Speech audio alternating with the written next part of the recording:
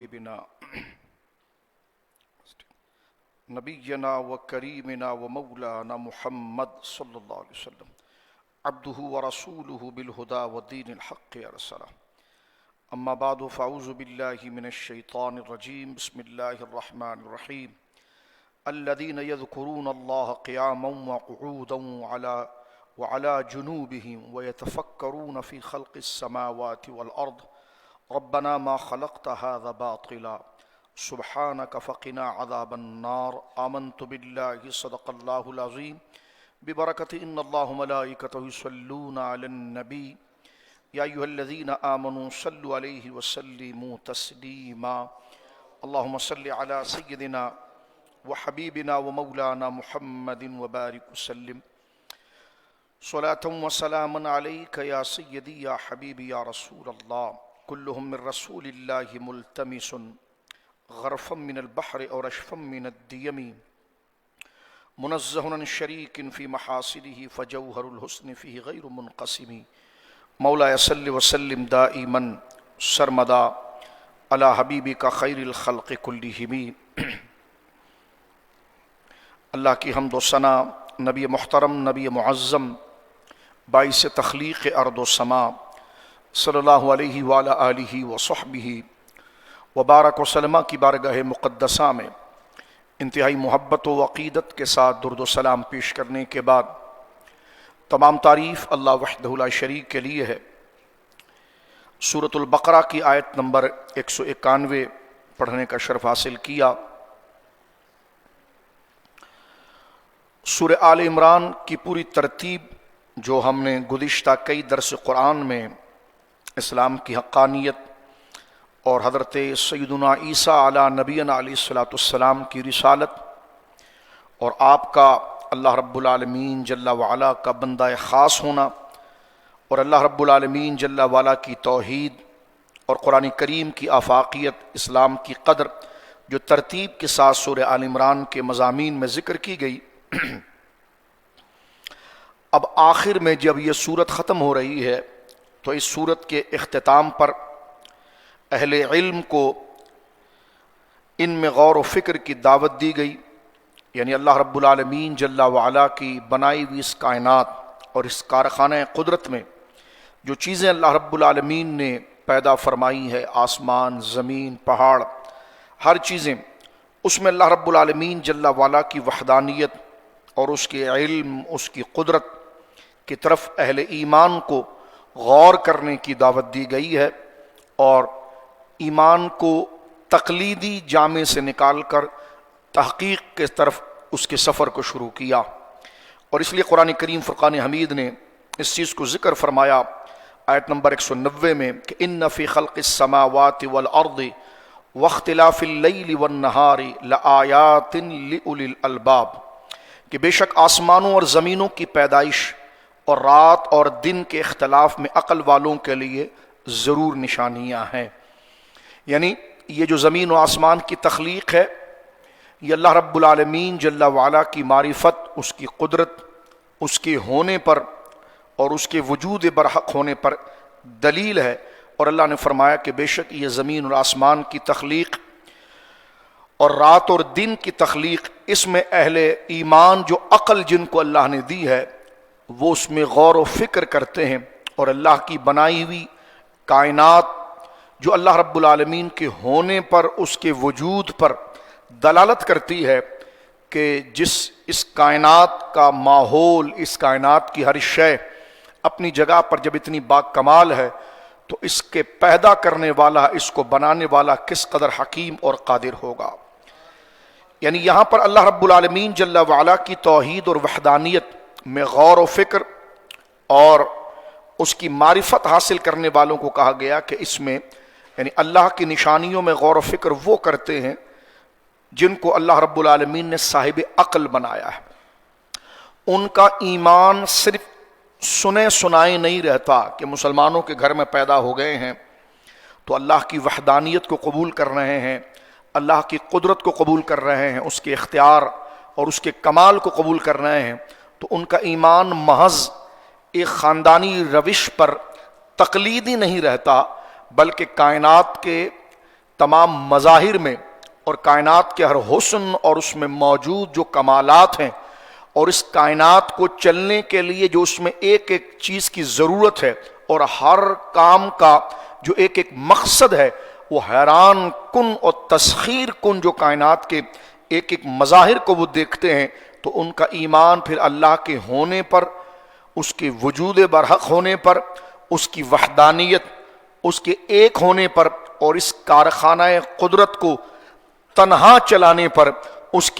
उसके इल्म मुहीत और उसके कादिर मुतलक होने पर उनका ईमान इस कायनात में रात व दिन की इख्तिलाफ में, आसमान व ज़मीन की तख्लीक में, चांद सितारों पर गौर करते हुए सूरज की तमाज़ज, उसका आना चला जाना, रात को आसमानों का सितारों के साथ रोशन हो जाना, चांद का बाकायदा अपनी तारीखों में एक एक दिन के बाद फिर एक वक्त निस्फ महीने के अंदर मुकम्मल रोशन होना और रात के अंदर भी उसने एक दिन का समा बपा कर देना। तो इन तमाम कायनात के निज़ाम को और दिन और रात के इख्तलाफ में गौर व फिक्र करके वो अपने ईमान को तकलीद के जामे से निकाल कर तहकीक की तरफ ले जाते हैं। इरशाद बारी ताला है, लआयातिन लिउलिल अलबाब, आसमान और ज़मीन के पैदा करने में और रात और दिन के बदलते रहने में बड़ी निशानियां हैं किन के लिए? जो अकल रखते हैं, जो सुस्त नहीं है, काहिल नहीं है, बेकार नहीं है, एक पत्थर की तरह जहां पड़े हैं तो पड़े हैं और उन्हें इसी बात की खबर भी नहीं कि जनाब हमें किसने पैदा किया, हम किसके पास जाएंगे, खाया सो गए, घूम रहे हैं, फिर रहे हैं। फरमान नहीं, लिउलिल अलबाब, इसमें अहले अकल के लिए निशानियां हैं। फिर आगे अल्लाह रब्बुल आलमीन ने फरमाया कि ये जो कायनात में गौर व फिक्र करते हैं ये अहले अकल करते हैं। तो अहले अकल कौन है कि उनको कुरान करीम ने उलिल अलबाब कहा है? अल्लाह की कुदरत की नजर में अक्लमंद कौन है और दाना कौन है? तो उसको आगे जिक्र किया जा रहा है, अल्लज़ीना यज़कुरून अल्लाह क़ियामन व क़ुऊदा, जो अल्लाह की कायनात में गौर व फिक्र करते हैं वो अकल वाले हैं। और अब बताया गया कि अकल वाला कौन है? जो ज्यादा माल जमा कर ले, जो ज्यादा बिजनेस कर ले। अल्लाह फरमाता है अकल वाले वो लोग हैं कि अल्लज़ीना यज़कुरून अल्लाह क़ियामन व क़ुऊदा, वो अक्लमंद जो याद करते हैं अल्लाह को खड़े हुए और बैठे हुए, व अला जुनूबिहिम, और अपने पहलू और करवट में लेटते हुए, व यतफक्करून फी खल्क़िस समावाति वल अर्द, और गौर करते हैं वो आसमान और जमीन की पैदाइश में और तस्लीम करते हैं इसको और कहते हैं रब्बना, ए हमारे मालिक, मा खलक़्त हाज़ा बातिला, इन्हें पैदा नहीं फरमाया तूने, ये कारखाना कुदरत और कारखाना हयात को तूने बेकार पैदा नहीं किया। सुब्हानक फ़क़ीना अज़ाबन नार, पाक है तू हर ऐब से, बचा ले हमें तू जहन्नम की आग से। तो इसमें अल्लाह रब्बुल आलमीन जल्ला वाला ने अहले इल्म की तारीफ और उनकी तौसीफ और उनकी तरतीब को बयान किया। पहले इरशाद हुआ कि ज़मीन और आसमान की तख्लीक जो है ये उलुल अलबाब, अहले अक्ल और अक्लमंदों के लिए जो है ये बड़ी निशानी है। फिर फरमाया अक्लमंद कौन है? फरमाया अल्लज़ीना यज़कुरून अल्लाह क़ियामन व क़ुऊदा, कि वो खड़े, वो बैठे, वो अपने पहलू में लेटे, हर हाल में अल्लाह रब्बुल आलमीन जल्ला वाला का जिक्र करते हैं। और फिर वयतफक्करून फी खल्क़िस समावाति वल अर्द, सहाबा इकराम रिदवानुल्लाह अजमईन रात को जब अपने बिस्तरों पर लेटते तो आसमानों के ऊपर सितारों पर गौर करते, उसकी तख्लीक पर, उसकी अजायबात पर, अल्लाह रब्बुल आलमीन जल्ला व अला की शान व कुदरत को बयान करते। तो फरमाया वतफक्करून फी खल्क़िस समावाति वल अर्द, और गौर करते हैं आसमान और ज़मीन की पैदाइश में और कहते हैं रब्बना मा खलक़्त हाज़ा बातिला, ए हमारे मालिक, इन्हें पैदा नहीं फरमाया तूने बेकार। हर चीज अपनी जगह पर कोई ना कोई काम करती है, यानी मच्छर से लेकर आसमान तक और आसमान से लेकर पहाड़ तक, रात और दिन तक, इस कायनात का जर्रा जर्रा जो किसी जगह भी पैदा हुआ है, ये हमारी कम अक्ली होती है कि हम समझते हैं कि पता नहीं कुदरत ने इसको क्यों पैदा कर दिया। ये कीड़े मकोड़े ही ले लिए, इंसान तो खैर अहसन तक़वीम है, लक़द ख़लक़नल इंसान फ़ी अहसन तक़वीम, लेकिन ये कायनात की छोटी से छोटी चीज जिसको हम अपनी कम इल्मी पर बेकार और नाकिस समझते हैं, جبکہ ہر چیز کسی نہ کسی کام کی وجہ سے ہے، لیکن جب اہل عقل اس میں غور و فکر کرتے ہیں، اس کی گہرائی میں جاتے ہیں، تب انہیں پتا چلتا ہے کہ اس ایک چھوٹی سی چیز سے بھی اس پورے نظام کا کتنا بڑا تعلق ہے، کتنا بڑا ربط ہے، کتنا بڑا سلسلہ ہے، اور وہ اس بات میں غور و فکر کرتے ہیں۔ یہاں مفسرین نے کہا کہ کائنات میں غور و فکر کرنے والے دو قسم کے لوگ ہیں۔ ایک وہ ہیں جو بنانے والے، اس کارخانہ قدرت کو بنانے والا جو ہے اس کے وجود کے منکر ہیں، اور بس وہ اپنے ذوم میں یہ چیز کہتے ہیں کہ ایک دھماکہ ہوا اور یہ کائنات جو ہے وہ منصہ شہود میں آ گئی، جبکہ اسی دھماکے کو اگر اس دانا اور حکیم رب کے کن فیکون سے تعبیر کیا جائے تو انہیں اشکال اور شک پیدا ہوتا ہے۔ وہ جب کائنات کے کسی بھی شے کے بارے میں، اور اب تو انسان اس قدر ترقی کر چکا ہے کہ کائنات کے ہر گویا کہ شے کے بارے میں ایک ایک الگ الگ شعبہ بن گیا ہے، اور ہر شعبے کے ذریعے کائنات کی ایک ایک چیزوں پر ریسرچ کیا جاتا ہے۔ آسمانوں پر جو پھیلے ہوئے سارے نظام ہیں، اس کی تحقیق اور تفتیش کے لیے الگ الگ ایک نظام ہے، الگ الگ ڈپارٹ ہے، الگ الگ اصول ہے۔ دنیاوی نظام دیکھ لیجئے، ایگریکلچر کا نظام دیکھ لیجئے، پہاڑوں کا نظام دیکھ لیجئے، لیکن اس میں تحقیق کرنے والے دو قسم کے لوگ ہیں۔ ایک وہ ہے کہ جب اس شے کی وہ تحقیق، تفتیش، اس کو ڈسکور کرنے کے بعد اس کی جب تحقیق کرتے ہیں، اور جب اس کے اندر موجود عجائبات اور راز ان کے سامنے کھلتے ہیں تو وہ تعجب کرتے ہیں اس پر اور وہیں رک جاتے ہیں۔ لیکن ایک وہ ہے جو اس مصنوع، اس کائنات کے بنانے والے کو جانتا ہے، اس کے وجود کو جانتا ہے، تو جب وہ کائنات کے کسی راز اور کسی شے پر غور کرتا ہے اور اس میں موجود ان عجائبات اور حیران کن تسخیر عالم کو دیکھتا ہے تو وہ کہہ اٹھتا ہے کہ ربنا ما خلقت ھذا باطلا۔ وہ اس اسباب اور بنی ہوئی چیز کو دیکھ کر رک نہیں جاتا، بلکہ بنانے والے کی شان اور قوت اور اس کی قدرت اور علم کی طرف بڑھ جاتا ہے۔ مثلا غور کیجیے، آپ اس وقت میرے سامنے ڈائز رکھا ہوا ہے، اس کو دیکھنے اگر آپ غور سے دیکھیں گے تو آپ کا دماغ یہاں نہیں رکے گا، فوراً اس کے بنانے والے کی طرف چلا جائے گا۔ اس مائک کو دیکھیں گے، اس بلڈنگ کو اگر آپ دیکھیں گے مسجد کی، تو بندہ جب کسی مصنوع، کسی بنی ہوئی چیز کی طرف دیکھتا ہے تو عقل مند آدمی کا ذہن اسی پر رک نہیں جاتا، اسی پر مرکوز نہیں ہو جاتا، بلکہ فوراً ایک اس کے ذہن میں آگے والی بات آ جاتی ہے کہ اتنی شان سے بنانے والا کیسے ہوگا۔ تو جب ایک چھوٹی سی چیز کو، بنی ہوئی چیز کو دیکھنے کے ساتھ ہی بنانے والے کی طرف ذہن جاتا ہے تو اتنی بڑی مسحور کن کائنات جس کو دیکھ کر انسان حیران ہوتا ہے، یہ کیسے کہا جا سکتا ہے کہ محض ایک دھماکے اور ایک اتفاق، بغیر کسی ارادے کے، بغیر کسی بنائے کے یہ خود بن گئی ہے؟ تو یہ تو عقل کا سب سے بڑا دیوالیہ ہے۔ اس سے پہلے ہم نے الہاد پر جو پوری تقریر کی ہے وہ سورہ آل عمران کے ضمن میں وہ اس میں گزر چکی ہے۔ خیر، اس آیت کا ایک مرادی معنی جو آیت نمبر 191 تک کا تھا وہ ہم نے ذکر کی۔ اب آگے چلتے ہیں۔ یہاں یہ ذکر کر دیا گیا تھا کہ یہ زمین اور آسمان کی پیدائش، زمین اور آسمان کی پیدائش اور رات اور دن کا جو یہ اختلاف ہے کہ رات کا آنا، دن کا جانا، دن کا آنا، رات کا جانا، اللہ نے فرمایا لِأُولِي الْأَلْبَابِ، یہ عقل مندوں کے لیے نشانیاں ہے۔ بالکل بدو، بیکار، سست، کاہل جو جانتا ہی نہیں ہے اس کی اپنا وجود، انسان کا اپنا وجود کتنی بڑی کائنات، صرف اس کا کام ہوتا ہے کہ بس آئینے کے آگے کنگھی کر لیا اور چلا گیا، لیکن وہ کبھی اپنے پر غور نہیں کرتا کہ اس کو اللہ نے کیسے بنایا ہے، اور ایک نطفے سے کس طریقے سے وہ بچہ ماں کے، وہ جنین ماں کے بطن اور رحم کے اندر کس طرح وہ تخلیق پاتا ہے اور کس طرح وہ اپنے مرتبے اور مقام تک پہنچتا ہے۔ تو اللہ نے فرمایا اس میں غور کرنے والے جو ہے وہ عقل مند ہیں۔ اب سورہ آل عمران یہاں ختم ہو رہی ہے۔ اب اللہ رب العالمین کی بارگاہ میں جو عقل مند ہیں ان کا کیا مقام اور کیا مرتبہ ہے، اس سے پہلے بھی ہم نے ذکر کرنے کی کوشش کی، تھوڑی سی آواز کم کریں، اس سے پہلے بھی ہم نے ذکر کرنے کی کوشش کی کہ قرآن کریم میں چند نیک لوگوں کی دعائیں ہیں جنہوں نے اللہ رب العالمین جل وعلا سے فریاد کی، اللہ سے باتیں کی، تو اللہ کی معرفت ان کو اس طرح حاصل ہوئی کہ جب انہوں نے اللہ سے دعا کی یا اپنے مطالبات کو مانگا تو وہ اتنے ذہین تھے اور ان کو اللہ کی معرفت اس قدر حاصل تھی کہ انہوں نے اللہ سے بڑی چن کے چیز مانگی، اور ایسی چیز مانگی کہ جو اللہ کے علاوہ کوئی دے نہیں سکتا تھا، اور وہ رب کریم کو ان کی فریاد، ان کی ندا، ان کی دعا اتنی پسند آئی کہ اللہ نے ان کی حکایت کرتے ہوئے ان کے قول کو اپنے نبی کے سینے پر اتارا۔ جو میں کہہ رہا ہوں ذرا اس پر غور کیجئے گا۔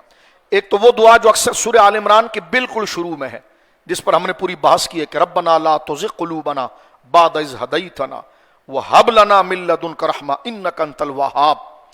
اے اللہ میرے دل کو پلٹ نہ دینا ہدایت دینے کے بعد، ربنا لا تزغ قلوبنا بعد اذ ہدیتنا وہب لنا من لدنک رحمہ، اور اپنی جانب سے مجھے کامل رحمت عطا فرما، انک انت الوہاب، کہ بے شک تو بہت زیادہ عطا کرنے والا ہے۔ یہ دعا اللہ کی سمجھ اور معرفت، اور ان عقل مند لوگوں کو علم ہو گیا کہ رب کی ذات کتنی کامل ہے، تو رب سے کیا مانگا جائے گا، تو انہوں نے یہ بات مانگی۔ تو اللہ نے قرآن میں سورہ آل عمران کے شروع میں وہ بات اتاری ہے کہ دیکھیے حبیب ہمارے سے سمجھدار اور دانا لوگ اس قسم کی دعا کرتے ہیں۔ اسی طرح اب لوگ اپنی مرضی سے دعائیں کرتے ہیں، لیکن قرآن میں ان آئیڈیل لوگ اور ماڈل لوگ جو ہیں، جو رول ماڈل بنتے ہیں، کہ جن کو اللہ نے عقل اتنی کامل دی کہ ان کو اللہ کی بارگاہ کے آداب سمجھ میں آ گئے، اور اللہ سے کیا مانگنا ہے وہ سمجھ میں آ گیا۔ اسی طرح جب یہ سورہ آل عمران شروع ہوئی تو یہ دعا جس طرح میں نے عرض کی، ربنا لا تزغ قلوبنا بعد اذ ہدیتنا، یہ کمال دعا ہے یہ دعا، ربنا آتنا فی الدنیا۔ اسی طرح اب سورہ آل عمران ختم ہو رہی ہے، اس میں اللہ رب العالمین نے پھر ان دانا لوگوں کی دعاؤں کو ذکر کر کے یہ سورت اب ختم ہو رہی ہے، اور اس میں اللہ نے فرمایا کہ جو زمین و آسمان میں غور و فکر کرتے ہیں، رات و دن کے اختلاف میں غور و فکر کرتے ہیں، وہ کون ہے؟ فرمایا وہ عقل مند لوگ ہیں۔ جو عقل مند لوگ ہوتے ہیں وہ اتنا باریک کام کرتے ہیں۔ موٹی عقل والے کو تو فکر ہی نہیں، وہ سمجھتا بس روٹی پک گئی، کھا لیا، ہضم ہو گیا اور سو گیا۔ فرمایا نہیں، ان کو عقل ہی نہیں ہے، ان کو پتہ ہی نہیں کہ ان کو کیوں پیدا کیا گیا۔ فرمایا لیکن جو عقل مند لوگ ہیں وہ اس کائنات میں غور و فکر کرتے ہیں، اور ان عقل مند لوگوں کی پہلے نشانیاں کیا ہے وہ، اور پھر ان کی بولی کیا ہے۔ تو پہلے ان کی نشانی یہ ہے کہ یذکرون اللہ قیاما وقعودا، وہ اتنے ذہین لوگ ہیں کہ اپنا کوئی لمحہ اللہ کی معرفت اور اس کے شکر سے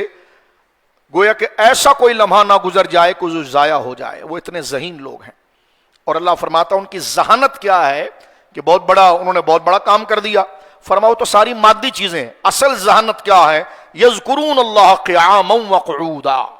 وہ جو ذہین لوگ ہیں جن کو اللہ ذہین کہتا ہے، اولو الالباب کہتا ہے، بار بار اس لفظ پر غور کیجئے، بات آگے اس پر ہی چلے گی۔ فرمایا ان کی نشانی یہ ہے کہ وہ قیام میں کھڑے ہو کر، قعود اور بیٹھ کر، وعلی جنوبہم اور اپنی کروٹ میں ہر حال میں اللہ کو یاد کرتے ہیں۔ یہ سمجھدار، انتہائی باریک بین، انتہائی فہیم المزاج، موٹی عقل کے نہیں، انتہائی باریک عقل کے لوگ، ذہین لوگ جو ہوتے ہیں، اللہ فرماتا ان کی عادت یہ ہے کہ وہ قیام کی حالت میں، وہ بیٹھنے کی حالت میں، وہ کروٹ کی حالت میں ہر حال میں اللہ کا ذکر کرتے ہیں، اور پھر لیٹے بھی ہوں تو ان کے ذہن میں یہی ہوتا ہے وَيَتَفَكَّرُونَ فِي خَلْقِ السَّمَاوَاتِ وَالْأَرْضِ، اور وہ غور و فکر کرتے رہتے ہیں آسمان و زمین کی پیدائش پر، اور پھر وہ کہتے ہیں ربنا ما خلقت ھذا باطلا، اے میرے مالک تو نے کسی اس کارخانہ حیات میں کسی چیز کو بیکار نہیں بنایا، سبحانک، تیری ذات ہر عیب سے پاک ہے، ہر نقص سے پاک ہے، فقنا عذاب النار، اب تو مجھے جہنم کی آگ سے بچا لے۔ اس کے بعد وہ یہ دعا کرتے ہیں ربنا انک من تدخل النار، ان کی دعا یہ ہوتی تھی ربنا انک من تدخل النار فقد احزیتہ، ربنا اے ہمارے رب، انک من تدخل النار فقد احزیتہ، اے ہمارے رب بے شک تو نے جسے جہنم میں داخل کیا تو تو نے اس کو رسوا کر دیا، وما للظالمین من انصار، اور نہیں ہے ظالموں کے لیے کوئی مددگار، ربنا اننا سمعنا منادیا، اے ہمارے رب بے شک ہم نے منادی ندا کرنے والے کی جو بلند آواز تھی جو ہمیں بلا رہی تھی، ینادی للایمان، ایمان کی طرف، اس کو ہم نے سنا۔ وہ منادی کون ہے؟ جناب رسول مکرم صلی اللہ علیہ وسلم۔ کس نے ندا دی ایمان کی طرف؟ مفسرین نے فرمایا اس میں دو قول ہے، ایک تو جناب رسول مکرم صلی اللہ علیہ وسلم، دوسرا قرآن مجید۔ ربنا اننا سمعنا، اے اللہ ہم نے سنا، منادین اس منادی کی آواز کو، ینادی للایمان جو ہمیں ایمان کی طرف بلا رہا تھا،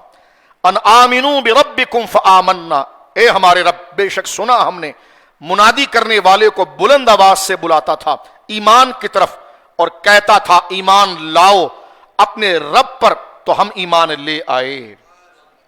ربنا فاغفر لنا ذنوبنا وکفر عنا سیئاتنا وتوفنا مع الابرار، کیا چن کے چیز مانگی ہے۔ پھر وہ یہ کہتے ہیں کہ اے ہمارے مالک بخش دے ہمارے گناہوں کو اور مٹا دے، یا اللہ بخش دے ہمیں اور مٹا دے ہمارے گناہوں کو، ہماری تمام برائیوں کو، اور وتوفنا مع المسلمین وتوفنا مع الابرار، اور اپنے کرم سے موت دے ہمیں نیک لوگوں کے ساتھ۔ یعنی دنیا کی بھی ساری چیزیں مانگی، آخرت کی بھی ساری چیزیں مانگی، پھر آخر میں وہ یہ کہتے ہیں، پھر انشاءاللہ اس کی تشریح کی طرف چلتے ہیں۔ آخر ان کا قول یہ ہوتا ہے، رب کریم فرماتا ہے کہ ربنا وآتنا ما وعدتنا علی رسلک ولا تحزنا یوم القیامہ، اے ہمارے رب عطا فرما ہمیں جو وعدہ کیا تو نے ہمارے ساتھ اپنے رسولوں کے ذریعے، اور نہ رسوا کر ہمیں قیامت کے دن، انک لا تخلف المیعاد، بے شک تو وعدے کی خلافی نہیں کرتا۔ یہ سورہ آل عمران کے اندر ختم ہوتے ہوئے آخری چند دعائیں ہیں صالحین کی جو یہاں پر ذکر کی گئی۔ اچھا اب آ جائیے یہ دعا کہ میں نے آیت کریمہ گویا کہ 194 تک، 190 سے لے کر 194 4 آیتیں ہم نے پڑھی ہیں اور اس کا خلاصہ ترجمہ تھوڑا سا سمجھا ہے۔ ابھی جو پہلی آیت ہے نا جو یہاں پر ذکر کیا گیا کہ بے شک آسمانوں اور زمینوں میں کچھ کی جو پیدائش ہے اور رات اور دن کا جو اختلاف ہے، اس میں غور و فکر کرنے والے کون ہیں؟ فرما اہل علم ہے، اہل عقل ہے۔ اس آیت میں اللہ تعالیٰ نے اپنی الوہیت پر دلائل کو قائم فرمایا۔ اب اس دلائل کو قائم کرنے کے بعد اب جو نیک لوگ ہیں ان کو جب اللہ کی معرفت مل جاتی ہے کہ اس کائنات کا بنانے والا اتنا عظیم رب ہے اور ایسا قادر و دانا رب ہے، تو پھر ان کا ظاہر، ان کا باطن، ان کی سوچ، ان کی چاہت سب اللہ کی بندگی میں لگ جاتی ہے، کامل عبودیت ان کو حاصل ہو جاتی ہے، اور وہ بندے دل سے بھی اللہ کے اسرار اور کائنات کے راز پر غور کرتے ہیں، زبان ہے تو اس پر ذکر کرتے ہیں، قیام کی صورت میں بھی اور رکوع کی صورت میں بھی، قاعدے کی صورت کے اندر بھی وہ اللہ رب العالمین جل وعلا کا شکر ادا کرتے ہیں۔ اور یہاں پر جو آگے فرمایا، یا اللہ ہمیں جس کو تو نے جہنم میں ڈالا اس کو تو نے رسوا کر دیا ہے، تو ہمیں بچا۔ اس میں حضرت امام رازی نے حضرت امام ابو حنیفہ کا یہ قول نقل فرمایا ہے کہ امام اعظم ابو حنیفہ رحمۃ اللہ علیہ کو دیکھ کر کسی نے کہا، کیونکہ آپ صاحب تقویٰ تھے اور بہت عظیم ہستی تھی، بہت بڑے اللہ کے ولی تھے، اس پر ہم نے تفصیلی گفتگو کرنے کا شرف مختلف نشستوں میں حاصل ہوتا ہے کہ حضرت امام اعظم ابو حنیفہ رحمۃ اللہ علیہ اللہ کے کتنے بڑے ولی تھے اور کتنے بڑے امام تھے۔ حضرت امام اعظم ابو حنیفہ رحمۃ اللہ علیہ تشریف لے جا رہے تھے۔ اب دیکھیں سمجھدار لوگوں کی سوچ کیا ہوتی ہے، ان کی اپروچ کیا ہوتی ہے، اور وہ دانا لوگ کس طریقے سے چیزوں کو برتتے ہیں۔ امام اعظم ابو حنیفہ کو دیکھ کر کسی نے کہا یہ بندہ جنتی ہے۔ لوگ کہنے لگے ان کا حلیہ دیکھیے، ان کا چلنا پھرنا دیکھیے، ان کی عبادت کو دیکھیے۔ لوگ کہنے لگے یہ جنتی ہیں۔ تو آپ نے فرمایا کہ میں جنت کے قبل لائق ہوں، اگر مجھے اللہ صرف جہنم سے بچا لے تو یہ اللہ کا بڑا کرم ہے۔ تو اب آپ دیکھیں یہ دانا لوگوں کا کمال کہ وہ خود نمائی کی طرف نہیں آتے۔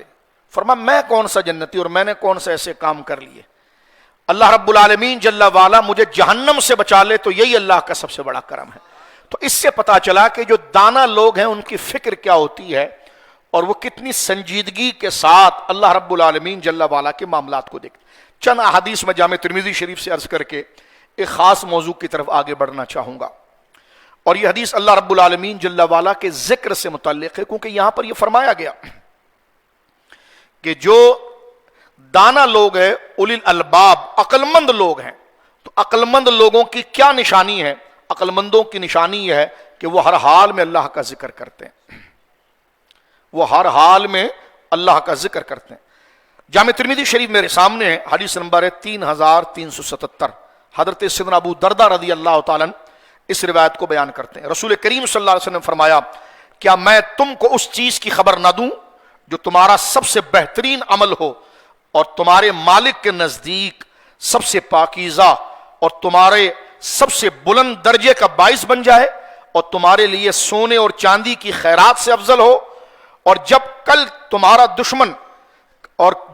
تمہارا دشمن سے مقابلہ ہو تو تم ان کی گردنیں مارو یا وہ تمہاری گردنیں مارے، اور اس سے بڑھ کر ہو، یعنی سونا چاندی سے زیادہ، اور تمہارے لیے سب سے زیادہ ترقی سے زیادہ جو عمل ہے وہ میں بتاؤں؟ صحابہ نے عرض کی یا رسول اللہ کیوں نہیں؟ آپ نے فرمایا وہ اللہ کا ذکر ہے۔ لوگوں کو عادت ہے کہ وہ کانوں میں اگر وہ گویا کہ اپنی کوئی فزیکل ایکٹیویٹیز بھی کرتے ہیں، یا گاڑی چلاتے ہیں، یا موٹر سائیکل چلاتے ہیں، یا بائک چلاتے ہیں، یا وہ گویا کہ واک کر رہے ہیں، جو بھی کر رہے ہیں، تو کان میں گانے لگے ہوتے ہیں۔ یہ انتہائی درجے کے جاہل آدمی کی نشانی ہے، کیونکہ عقل مند آدمی کی نشانی قرآن یہ بتاتا ہے کہ وہ ہر حال میں خدا کا ذکر کرتا ہے،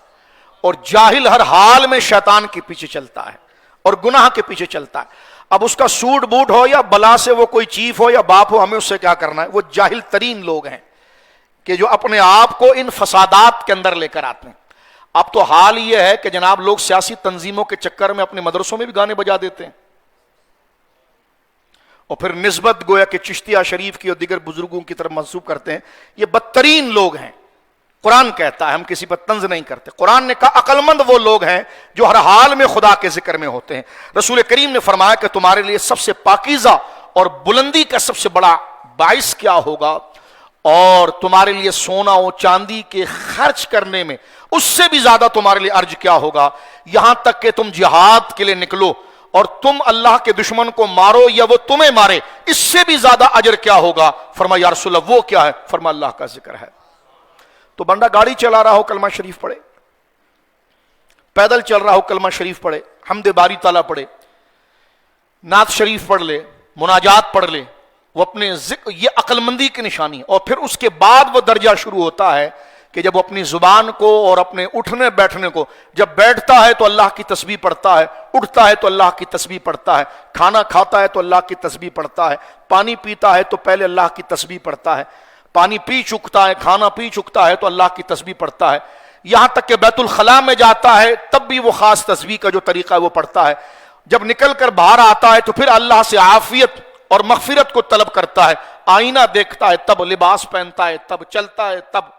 کوئی اس کی تعریف کر دیتا ہے تب، کوئی حسین چیز بنا لیتا ہے تب، ہر حال میں وہ اللہ کے ذکر میں رہتا ہے۔ تو فرمایا کہ اللہ کی راہ میں کثیر مال خرچ کرنے سے بھی زیادہ افضل اجر کیا ہے؟ فرمایا اللہ کا ذکر ہے۔ حضرت معاذ نے کہا اللہ کے ذکر سے زیادہ کوئی چیز اللہ کے عذاب سے نجات دلانے والی نہیں ہے۔ تو ہمیں عادت ہونی چاہیے کہ چلتے پھرتے، مثال کے طور پر کوئی یہ کہے کہ جناب اب بندہ کیا، ظاہر سی بات ہے یہ تو محال عادی ہے، عادتاً ایسا نہیں ہے کہ بندہ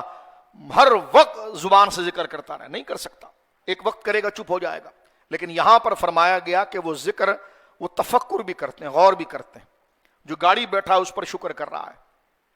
اولاد کا تصور آیا اس پر شکر کر رہا ہے، اپنی صحت کا تصور آیا اس پر وہ شکر کر رہا ہے، کوئی آدمی پستی کے اندر ہے اور وہ راحت سے گزر رہا ہے، وہ اس پر شکر کرتا ہے۔ تو زبان ہر وقت ذکر کرتی رہے، یہ تو محال عادی ہے، ایسا ہو نہیں سکتا کہ بندہ ہر وقت ہی ذکر کرتا رہے، کبھی تو وہ چپ ہوگا، لیکن جب وہ زبان سے چپ ہوتا ہے تو ذہن سے اس طرف لگ جاتا ہے۔ ذہن سے لگنے سے مراد یہ ہے کہ اگر ذہن بھی غافل ہو تو گناہ کا کام اس کے سامنے آ جائے تو فوراً وہ کھڑا ہو جاتا، اللہ کو یہ پسند نہیں، تو یہ بھی فکر کا ذکر ہے کہ وہ نافرمانی کے کاموں سے، یہ میں نے کیا دیکھ لیا، استغفر اللہ، اس کو دیکھنا تو جائز نہیں، استغفر اللہ، ایسا بولنا تو جائز نہیں ہے۔ تو جب اس کو برائی نظر آئے اور پھر خدا کو یاد کرے تو وہ فکری ذکر کے اندر ہوتا ہے، غور و فکر کے اندر ہوتا ہے۔ اور ایمان کا سب سے بڑا درجہ یہ ہے کہ جو اللہ رب العالمین جل والا کے کائنات میں فکر کرتے ہیں اور اس کے ذکر میں غور و فکر کرتے ہیں، یعنی طبیعت، کیونکہ ظاہر سی بات ہے زبان ہماری ظاہر ہے اور فکر ہمارا باطن ہے، باطن ہی میں ہماری نیت ہوتی ہے اور چاہت ہوتی ہے۔ اگر زبان ہماری ذکر کر رہی اور باطن کہیں اور لگا ہوا ہو تو اس پر کوئی اجر نہیں ملے گا، اس لیے کہ اس ذکر کے لیے تحریک ہی نہیں آئی نا، اس ذکر کے لیے جذبہ ہی نہیں آیا، اس ذکر کے لیے کوئی، ظاہر سی انما الاعمال بالنیات، آپ چاہے میں چاہوں، آپ چاہیں جتنا نیک کام کریں، لیکن ہم نے اس کام کرنے سے پہلے نیکی کو سوچا ہی نہیں تھا، وہ کام نیک ہے یہ کبھی احساس بھی نہیں کیا تھا، وہ کام اللہ کو پسند ہے اور اللہ اجر دیتا ہے یہ سوچا ہی نہیں تھا، تو وہ نیک کام انجام تو پا جائے گا لیکن اس پر ثواب نہیں ملے گا، کیونکہ ثواب عمل پر جب ملتا ہے جب پیچھے سے نیت اس کام کو کرنے کی ہو۔ اب وہ نیت جس قدر کامل ہوگی اجر اتنا بڑھتا چلا جائے گا۔ اس حدیث پاک نے اس کو بیان کی۔ ایک بات اور، جامع ترمذی شریف کی دوسری حدیث 2412 ذکر کے حوالے سے، ہماری ماں سیدہ ام حبیبہ رضی اللہ تعالیٰ عنہا، نبی پاک صلی اللہ علیہ وسلم کی زوجہ اور ہماری ماں، وہ بیان کرتی ہیں کہ نبی کریم علیہ الصلوۃ والسلام نے فرمایا ابن آدم کا کوئی کلام اس کے لیے مفید نہیں ہے، انسان کے منہ سے نکلنے والی کوئی بھی بات اس کے لیے فائدہ مند نہیں ہے سوائے نیکی کا حکم دینے اور برائی سے روکنے میں۔ یہ بھی ذکر کی ایک فکر ہے، ذکر کی ایک قسم ہے۔ اب آئیے آگے آپ ایک اہم مسئلے کی طرف ہم چلتے ہیں۔ یہ پوری آیت اپنی جگہ پر کثیر مسائل رکھتی ہے اپنے اندر، لیکن میں نے اختصار کے ساتھ یہاں پر اس کو ذکر کیا۔ آپ سمجھ رہے ہوں کہ کتنی بات کو دبا کر بیان کیا جا رہا ہے، تو صرف اس ایک آیت پر آ جائیں تو کئی جمعہ بندہ گفتگو کر سکتا ہے۔ تو یہ اتنی جامع دعا ہے، چاہیے کہ قرآن کریم کی یہ آیت کو ہم لے لیں اور اس کو زبانی یاد کریں اور ہم اس کا تلفظ کریں۔ لوگ کہتے ہیں جی ہمیں تو دعائیں سمجھ ہی نہیں آتا کہ اس کا ترجمہ کیا ہے، تو ہم کیسے پڑھیں؟ تو ترجمہ سیکھیں، ترجمہ سیکھیں۔ پورا ایک ایک دن جو موبائل فون میں گزر جاتا ہے تو فضول کاموں کے اندر، ہاں کوئی کاروباری کام ہو تو وہ اس سے مستثنیٰ ہے، کوئی ضروری کام ہو دنیاوی تو مستثنیٰ ہے، لیکن کیا ضروری، کوئی ضروری کام لوگوں کا اکثر کا نہیں ہوتا ہے۔ اب اس کو دیکھو کام 2000 روپے تنخواہ نہیں ہے لیکن 50,000 کا اس نے موبائل رکھا ہوا ہے، تو تیرا کام کیا ہے اس سے؟ اور گھر میں کھانے کو نہیں ہے، خود اپنے آپ کو مصیبت فضول خرچی میں مبتلا کیا ہوا ہے۔ یہ دین سے دوری ہے۔ اگر دین سے قریب ہو تو بندہ اپنی نفس اور اپنی ہوس کو کنٹرول کرتا ہے اور جو کام جس مقصد کے لیے جتنا ضروری ہے اس کو وہیں پر رکھتا ہے۔ اب یہاں پر دیکھیے جو اللہ نے فرمایا الذین یذکرون قیاما وقعودا، یہی آیت کو دوبارہ لے رہا ہوں، آیت نمبر 191، جو اللہ کی یاد کرتے ہیں کھڑے اور بیٹھے کروٹ میں۔ یہاں سے نماز کا حکم آ رہا ہے، کیونکہ اللہ کا ذکر جو ہے اس کی ایک تعبیر یہ بھی ہے کہ اللہ کے ذکر سے مراد نماز ہے، کیونکہ نماز میں قیام بھی ہوتا ہے، قعود بھی ہوتا ہے، سجدہ بھی ہوتا ہے، رکوع بھی ہوتا ہے، اور بیمار ہو جائے تو پھر بیٹھ کر بھی ہوتا ہے، پہلو میں بھی ہوتا ہے۔ تو گویا کہ ایک تفسیر اس کی ہے کہ یہاں پر عقل مند وہ لوگ ہیں جو کسی بھی حال میں اپنی نماز کو نہیں چھوڑتے۔ فرمایا الذین یذکرون اللہ قیاما وقعودا وعلی جنوبہم ویتفکرون فی خلق السماوات والارض ربنا ما خلقت ھذا باطلا سبحانک فقنا عذاب النار، جو اللہ کی یاد کرتے ہیں کھڑے اور بیٹھے، کروٹ میں اور لیٹے، ہر حال میں کرتے ہیں۔ اب یہاں سے دیکھیے ایک تعبیر اس کی امام رازی نے بڑی پیاری لکھی ہے۔ وہ فرماتے ہیں اللہ رب العالمین نے پہلے ذکر فرمایا یذکرون اللہ، وہ اللہ کا ذکر کرتے ہیں، یہاں سے زبان سے بندگی بیان کی جا رہی ہے کہ وہ زبان سے اللہ رب العالمین کی تعریف و توصیف بیان کرتے ہیں۔ پھر آگے فرمایا قیاما وقعودا وعلی جنوبہم، وہ اپنے کھڑے ہونے کی حالت میں، بیٹھے ہوئے کی حالت میں، کروٹ حالت میں اللہ کا ذکر کرتے ہیں۔ یہاں سے ظاہری اعضاء کی بندگی بیان ہو رہی ہے۔ اور پھر فرماتے ہیں یہ جو فرمایا نا وَيَتَفَكَّرُونَ فِي خَلْقِ السَّمَاوَاتِ وَالْأَرْضِ، اور وہ زمین و آسمان میں غور کرتے ہیں، تو اس میں قلب کی بندگی بیان ہو رہی ہے۔ تو گویا کہ بندگی کے تینوں طریقے، زبان کے ساتھ اللہ کا ذکر، نماز کی صورت میں پورے بدن کا ذکر، اور پھر اللہ رب العالمین کی کائنات اور اس کی دی ہوئی نعمتوں میں غور و فکر کرنا، جس طرح کہ امام اعظم کا ہم نے اگر تراویح پڑھ لی یا صلاۃ تسبیح پڑھ لی، پڑھنی چاہیے، اچھی بات ہے، اس کی ممانعت نہیں ہے، نہ اس کی معاذ اللہ پڑھنے والوں کی کوئی ہم توہین بیان کر رہے ہیں، میں اور آپ اس میں شریک ہے عمل کے لیے، ہم اسی میں اپنے آپ کو پارسا سمجھتے ہیں۔ امام اعظم ابو حنیفہ کو دیکھیے کیا کہا، ان کا ہر عمل سنت کے مطابق ہے، شریعت کے مطابق ہے، اور کسی نے کہا کہ دیکھو یہ جنتی ہیں، اور یقیناً وہ ساری علامات ہیں، لیکن آپ فرماتے ہیں یہ کیا کہہ رہے ہو میں جنتی ہوں، اللہ مجھے جہنم سے بچا لے تو یہی سب سے بڑا کرم ہے۔ تو یہ ہے وہ قلب کا ارادہ جو اللہ رب العالمین سے امید اور خوف کا مجموعہ، امید اور خوف کا مجموعہ۔ ایک ليلۃ القدر کو جاگ کر ہم سمجھتے ہیں کہ بڑے نیک ہو گئے، کسی بزرگ خاندان میں پیدا ہو کر سمجھتے ہیں کہ اللہ ہمیں ایسی بخش دے گا، یہ سب فضول اور ڈھکوسلے والی باتیں ہیں۔ اللہ رب العالمین بخشے گا عقیدے کی وجہ سے، ایمان کی وجہ سے، ٹھیک ہے۔ اگر بڑے خاندان میں ہونے سے بخش دیا جاتا تو کربلا والوں کو پھر کربلا جانے کی ضرورت نہ ہوتی. نسب باعث سے نجات ہے کب؟ جب ایمان اور اللہ کی توحید اور ایمان کو قبول کرتا ہو. تو یہ چھوٹی چھوٹی چیزیں ہم اپنے لیے فرمائشوں میں ہم پھنس جاتے ہیں کہ جناب میں نے آج گویا کہ اتنی رکعتیں پڑھ لی تو میں سب سے بڑا ساہوکار ہو گیا. تو امام اعظم کیا کہتے ہیں؟ کسی نے کہا تو آپ نے تو اتنے نیک اعمال کیے، آپ جنتی ہیں. فرما میرے لیے یہی کافی ہے میرے رب کا کرم کہ وہ مجھے جہنم سے بچا لے. یعنی لفظ جنتی خود کو کہتے ہوئے آر کر رہے ہیں، ڈرتے ہوئے کہ کہیں سے کبر نہ آ جائے، ریاکاری کا پہلو نہ آ جائے، بلکہ وہ کہتے ہیں میرے رب کا سب سے بڑا کرم تو یہ ہوگا کہ وہ مجھے جہنم سے بچا لے. اللہ اکبر. ایک تو اس میں عبادت کا یہ طریقہ بیان کیا گیا جو ہمارے سامنے اس بات کو واضح کیا گیا. اب اس میں یہ جو کہا گیا کہ وہ قیام کی حالت میں بھی اللہ کا ذکر کرتے ہیں، قاعدے کی حالت میں بھی کرتے ہیں. یہاں سے نماز کے چند مسائل کو ہم سمجھتے ہیں اور اپنی گفتگو کو ختم کرتے ہیں. سب سے پہلے دار قطنی کی حدیث ہے، بلکہ میں یہاں سے دار قطنی اور بخاری شریف میں روایت موجود ہے. حضرت عمران بن حسین بیان کرتے ہیں کہ مجھے ہاضمے کی بڑی شدید خرابی کی بیماری لگ گئی تھی. شدید میرے ہاضمے کی خرابی کی بیماری تھی. میں گویا کہ نماز عام آدمی کی طرح نہیں پڑھ سکتا تھا. پیٹ میں اس قدر تکلیف تھی اور پیشاب کے مقام پر اس قدر تکلیف تھی کہ میں اس بے چینی سے بڑا کانپتا تھا. تو کہتے ہیں میں نے حضور علیہ الصلوۃ والسلام کو جب اپنا یہ مرض بیماری کا بیان کیا اور عرض کیا یا رسول اللہ صلی اللہ علیہ وسلم مجھے یہ مرض کان ابی بواسیر فسألت رسول اللہ صلاۃ المریض مریض ہے. تو میں نے جب اس مرض کے بارے میں حضور سے کہا تو رسول کریم صلی اللہ علیہ وسلم سے جب میں نے عرض کیا تو آپ نے فرمایا نماز کھڑے ہو کر ادا کرو. اگر اس کی طاقت نہ ہو تو بیٹھ کر، اور اس کی طاقت نہ ہو تو کروٹ پر لیٹ کر. اور نسائی شریف میں روایت ہے اگر اس کی طاقت نہ ہو تو سر کے بل لیٹ کر نماز ادا کرو، کیونکہ اللہ تعالیٰ کسی کو طاقت سے زیادہ تکلیف نہیں دیتا. حدیث سن لیجئے پھر اس مسئلے کو ہم آگے بیان کرتے ہیں. دار قطنی میں حضرت مولا کائنات علی شیر خدا رضی اللہ تعالیٰ سے روایت ہے. حضرت علی کہتے ہیں نبی کریم علیہ الصلوۃ والسلام نے فرمایا، آپ نے فرمایا مریض اگر کھڑے ہونے کی طاقت نہ رکھتا ہو تو کھڑے ہونے کی طاقت رکھتا ہے تو کھڑے ہو کر نماز ادا کرے، اور کھڑے ہونے کی طاقت نہیں رکھتا تو بیٹھ کر نماز ادا کرے. اگر سجدے کی طاقت نہیں رکھتا تو اشارے سے نماز ادا کرے، اور سجدے کا اشارہ رکوع کے اشارے سے نیچے ہو.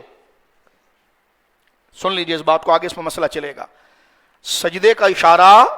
رکوع کے اشارے سے نیچے ہو. اگر بیٹھنے کی طاقت نہ رکھتا ہو تو دائیں کروٹ پر لیٹ کر نماز ادا کرے، چہرہ اس کا قبلے کی طرف، اس حال میں کہ اس کا چہرہ قبلے کی طرف. اگر اس کی طاقت نہ رکھے تو دائیں کروٹ پر سر کے بل لیٹ کر نماز ادا کرے جبکہ پاؤں اس کے قبلے کی جانب ہو. تو گویا کہ اس پر تو مکمل اجماع ہے کہ اگر کھڑے ہو کر پڑھنے کی طاقت ہے مکمل تو وہ کھڑے ہو کر نماز اپنی پڑھے گا. کھڑے ہونے کی طاقت نہیں ہے اس کی تو بیٹھ کر پڑھے گا. بیٹھنے کی طاقت نہیں ہے تو کروٹ میں لیٹ کر پڑھے گا. ہاں اس میں امام شافعی اور امام اعظم کا قول ہے. امام اعظم ابو حنیفہ رحمۃ اللہ علیہ کہتے ہیں کہ کروٹ میں لیٹ کر نماز پڑھنا، جب اللہ رب العالمین محفوظ فرمائے کہ ایسا مرض لگے کہ بندہ کروٹ میں نماز پڑھے اور اس کی عقل حاضر ہے اور اس کو پتا ہے یہ نماز کا وقت ہے، تو جب تک عقل اس کی سلامت ہے تو نماز اس سے ٹلے گی نہیں، تو وہ کروٹ میں نماز پڑھے. امام اعظم کہتے ہیں کروٹ میں نماز پڑھنے سے بہتر یہ ہے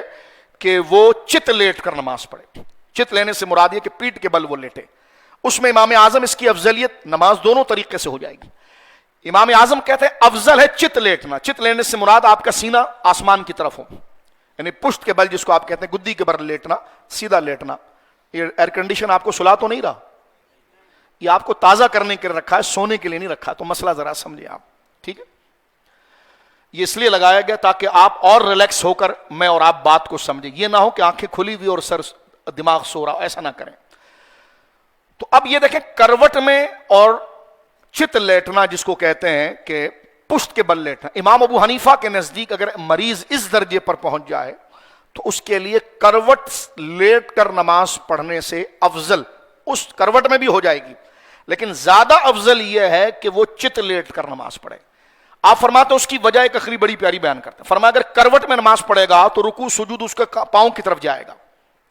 لیکن اگر وہ لیٹے اس طرح کہ قبلے کی طرف اس کی پاؤں ہے اور اس کے سر کو اٹھا لیا جائے، ٹھیک ہے، اب اگر وہ رکوع سجود کا اشارہ بھی کرے گا تو وہ قبلے کی طرف جائے گا. تو اس لیے فرمایا جہت قبلہ کی افضلیت کی وجہ سے امام ابو حنیفہ رحمۃ اللہ علیہ کے نزدیک اللہ رب العالمین ایسے مرض سے محفوظ فرمائے،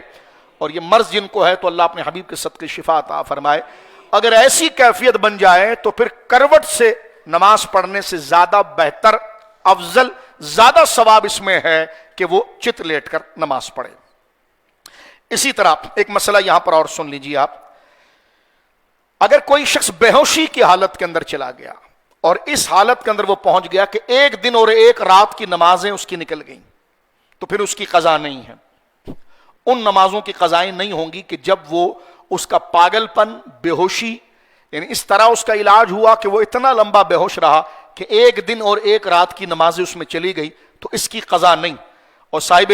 فتح القدیر علامہ ابن حمام رحمہ اللہ فرماتے ہیں کہ اگر 5 نماز یا 5 سے کم نماز ہوگی تو اس کی قضا کی جائے گی. ایک بندہ ایسا ہے کہ جس کی عقل حاضر ہے لیکن بندہ بدن کو جنبش نہیں دے سکتا، اور علماء نے یہاں پر لکھا ہے اگر سر سے اشارہ کرنے کی طاقت بھی نہ ہو، سر سے اشارہ کرنے کی طاقت بھی اسے نہ ہو، تو آنکھوں اور دل، ابروں سے اشارہ کرنا جائز نہیں ہے، بلکہ وہ نماز کو مؤخر کرے گا. اب وہ جو نمازیں اس حالت کے اندر اس کی نکل رہی ہے تو ان نمازوں کی پھر وہ قضا کرے گا. ایک صورت میں ہے. اور دوسرا یہ ہے کہ اگر وہ سرے سے بے ہوش ہو گیا، اللہ اکبر، کہ ایک رات اور ایک دن کی مکمل نمازیں چلی گئی، تو ان ساری نمازوں کی قضائیں نہیں ہیں. 5 یا 5 سے کم نمازیں گئی، 5 نمازیں ابھی ہوئی ہیں اور اس کو ہوش آ گیا تو ان 5 کی قضا کرے گا. 5 کے بعد اگر وہ رات میں داخل ہوا، رات کی نماز چلی گئی، تو پھر رات والی نماز جب دن کے ساتھ جڑ جائے تو پھر اتنی نمازیں نکلنے سے اس پر قضا نہیں ہے. 5 ہے اور 5 سے کم ہے تو وہ قضا نماز پڑھے گا. یہ نماز کا حکم ہے. اللہ رب العالمین ہمیں اس کی سمجھ کی توفیق عطا فرمائے. یہاں پر ہم بحث کو ختم کرتے ہیں. جب ایک شخص اتنا مریض ہے کہ اشارے سے بھی نماز ادا نہیں کر سکتا لیکن اس کا ہوش صحیح سلامت ہو، تو جب وہ تندرست ہوگا تو نماز کی قضا کر لے گا، جس طرح میں نے ابھی آپ کے سامنے عرض کیا. اور ایک حکم یہ کہ اگر ایک شخص قیام پر قادر ہے، اب سن لیجیے، یہاں پر ایک شخص جو ہے وہ قیام پر قادر ہے، کھڑے ہو کر وہ نماز پڑھ سکتا ہے لیکن سجدہ نہیں کر سکتا، تو یہ سن لیجئے کہ سجدہ جو ہے، قیام جو ہے نا، وہ سجدے کا وسیلہ ہے. قیام تھا اس لیے کہ بندہ سجدے تک جا سکے لیکن اگر کسی کو ایسا مرض لگ گیا کہ وہ زمین پر بیٹھ کر سجدہ نہیں کر سکتا، تو اب قیام جو تھا وہ سجدے کے لیے تھا. جب اس سجدہ کرنے کی طاقت اس کے اندر نہیں رہی، ایسی بیماری اس پر لگ گئی ہے، تو اس پر سے قیام ساقط ہو گیا ہے. اب یہ نہیں ہے کہ اب بعض لوگوں کو دیکھا گیا ہے کہ وہ بیٹھ کر نماز پڑھتے ہیں، اس لیے پڑھتے ہیں کہ واقعتاً وہ سجدہ نہیں کر سکتے تو ان کو کھڑے ہونے کی بھی ضرورت نہیں ہے، اس لیے کہ اب اس کے لیے بیٹھنا ہی افضل ہے، قیام اس کے لیے افضل نہیں ہے کہ وہ کھڑے ہو جاتے ہیں پھر بیٹھ جاتے ہیں اور پھر بیٹھ کر ساری نماز کرسی پر اشارے سے پڑھتے ہیں. ایسا نہیں، کیونکہ قیام جو تھا وہ سجدے کے لیے تھا، وہ سجدہ کا وسیلہ ہے. جب سجدہ کرنے کی طاقت بندے کو نہیں ہے تو پھر قیام اس پر فرض نہیں رہا. اب وہ اپنی ساری نماز جو ہے کہ وہ بیٹھ کر ادا کریں. لیکن اس میں ایک مسئلہ جو میں نے بیان کر دیا ہے، اس کو مکمل کرنے کے لیے آپ دیکھ لیجئے کہ بیٹھ کر نماز پڑھنے والے 2 قسم کے لوگ ہوتے ہیں. ایک سجدہ کر کے، جو سجدہ کر کے نماز ادا کرنے والے، یعنی ان میں طاقت ہے کہ وہ سجدہ کر سکتے ہیں، اور ایک وہ ہیں کہ جو اشارے سے نماز پڑھتے ہیں. اب اس میں مسئلہ یہ ہے کہ جو بندہ سجدہ کرنے کی طاقت نہیں رکھتا، مثلا وہ کب ہوگا، جیسے کہ کسی کا ہارٹ کا آپریشن ہو جاتا ہے تو اس کے سینے کے اوپر جب ڈاکٹر مکمل طور پر سرجری کرتے ہیں تو اس کو کہتے ہیں کہ تم نے جھکنا نہیں، سجدہ نہیں کرنا. یہ بالکل معقول عذر ہے. اسی طرح خدا نہ کرے اس کا ایکسیڈنٹ ہو جائے کہ ان کی اب وہ بیٹھ کر زمین پر سجدہ ہی نہیں کر سکتا، ایسے لوگ. یا پھر ایسا ہے کہ اس کے پٹھے اس قدر خراب ہو گئے ہیں کہ اس کی ٹانگیں ہی نہیں فولڈ ہوتی کہ وہ بیٹھ کر زمین پر سجدہ کر سکے. تو اس صورتوں کے، یا اگر بیٹھتا ہے تو اس کو کمر میں بڑا درد ہوتا ہے، تو علماء نے کہا کہ پھر زمین پر کوئی نرم چیز بچھائے اور اس نرم چیز پر بیٹھ کر وہ نماز ادا کرے، کیونکہ کرسی پر نماز ادا کرنا تعظیم سے دور ہے.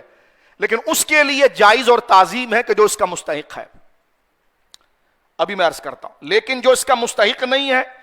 مثلا اگر وہ سجدہ کرنے کی طاقت نہیں رکھتا کہ اس کے پٹھوں میں درد ہے, ٹانگیں فولڈ نہیں ہوتی, یا بیٹھتا ہے تو بڑا شدید اس کو درد اٹھتا ہے, یا جناب گھٹنے کا مرض بڑھ جانے کا اندازہ ہے, تو اس صورت کے اندر وہ معذور ہے. وہ کہیں پر بھی کرسی لگا سکتا ہے, ضروری نہیں کہ وہ کنارے پر لگائے, وہ یہاں بھی کرسی لگا سکتا ہے, اسے قطع صف نہیں کہا جائے گا, کیونکہ جب عذر ہے تو مصیبتیں لاتا ہے. علماء کرام نے جو واقعی میں معذور ہے, جس کے ساتھ یہ مسئلہ ہے, تو اس کی لگی ہوئی کرسی کو قطع صف نہیں کہا گیا ہے. وہ نماز اپنی ادا کرے گا, کیونکہ وہ بیٹھ کر زمین پر نہ بیٹھ سکتا ہے, اس کا سینہ اس کو اجازت نہیں دیتا, یا جناب اس کا آپریشن ہوا ہے, ڈاکٹر نے منع کیا ہے کہ وہ زمین پر بیٹھ کر سجدہ کرے گا تو زخم بڑھ جائے گا, یا اس کے پاؤں جو ٹانگیں ہیں وہ فولڈ نہیں ہوتی,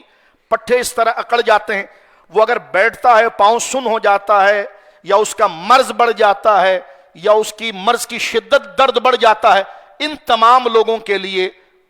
کھڑے ہو کر, کیونکہ سجدہ نہیں کر سکتا, کھڑے ہو کر وہ نماز پڑھ لے اشارے سے, یا اگر وہ کرسی پر بیٹھ کر نماز پڑھتا ہے تو شریعت نے ایسے بندے کے لیے اجازت دی ہے. لیکن ایسے بندے کو میں بہت ڈیٹیل سے بیان کر رہا ہوں, ایسے بندے کے لیے اجازت یہ ہے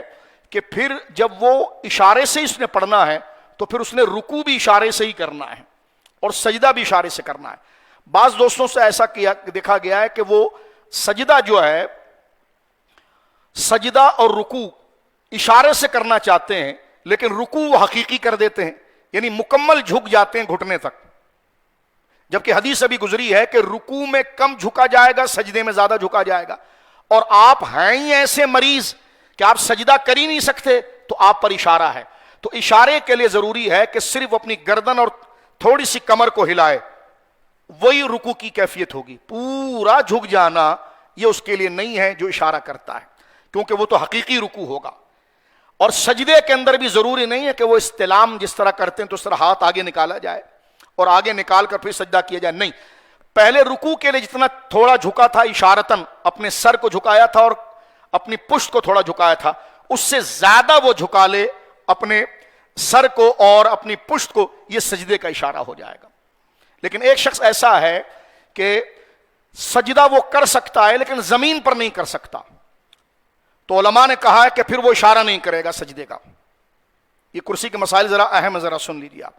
پھر وہ اشارہ نہیں کرے گا کیونکہ وہ سجدہ کر سکتا ہے لیکن فلور پر جا کر نہیں کر سکتا, زمین پر جا کر نہیں کر سکتا. تھوڑا اونچا ہو تو کر سکتا ہے, تو علماء نے پھر کہا ہے کہ آدھا گز یعنی 9 انچ کا کوئی ٹیبل سامنے رکھے.